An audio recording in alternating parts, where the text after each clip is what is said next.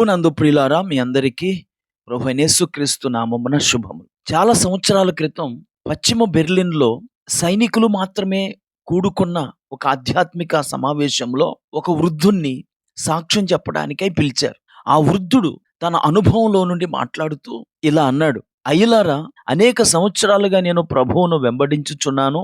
నా కష్టములలో నేనెప్పుడు ప్రభువు వైపు తిరిగిననో ఆయన వాటిలో నుండి నన్ను జయకరంగా బయటికి తీసుకువచ్చాడు.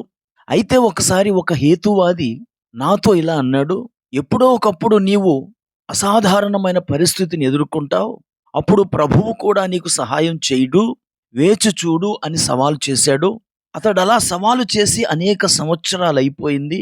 అప్పటి నుంచి ఇప్పటి వరకు నా జీవితంలో అనేక కష్టాలు వచ్చాయి, వాటన్నిటి నుండి నా ప్రభు విడిపించాడు. ఆ హేతువాది చెప్పిన అసాధారణమైన పరిస్థితి ఎప్పుడొస్తుందా అని ఎదురు చూస్తున్నానో, ఇంతవరకు నా ప్రభువు పరిష్కరించలేని అసాధారణమైన పరిస్థితి నాకెప్పుడు రాలేదు అని అతడు తన సాక్ష్యాన్ని కొనసాగించాడు. ప్రియులారా, 34వ కీర్తన 17వ చరణంలో, నీతిమంతులు మొర్రపెట్టగా యెహోవా ఆలకించును, వారి శ్రమలన్నిటిలో నుండి ఆయన వారిని విడిపించును అని దావీదు సాక్ష్యం చెప్తున్నాడు. ఈ కీర్తన రాసిన దావీదు ఎన్నో కష్టాలను ఎదుర్కొన్నాడు. ఆ కష్టాలలో దేవుడికి మొరపెట్టాడు.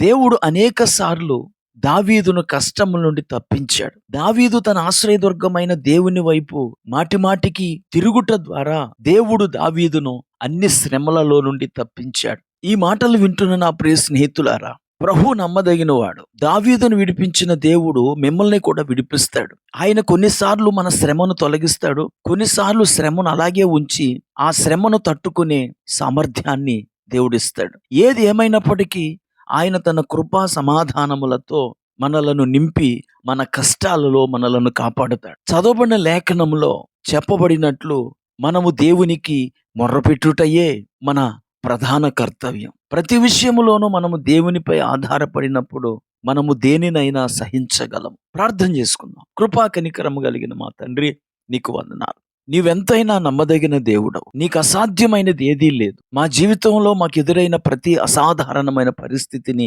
చక్కబెట్టగల సమర్థుడవు. ఈ మాటలు వింటున్న మా వీక్షకుల జీవితాల్లో ఎన్నో సమస్యల నుండి వారిని విడిపించావు. ఇక ముందును కూడా వారిని విడిపించి నడిపించమని యేసుక్రీస్తు నామములో ప్రార్థించి వేడుకుంటున్నాము.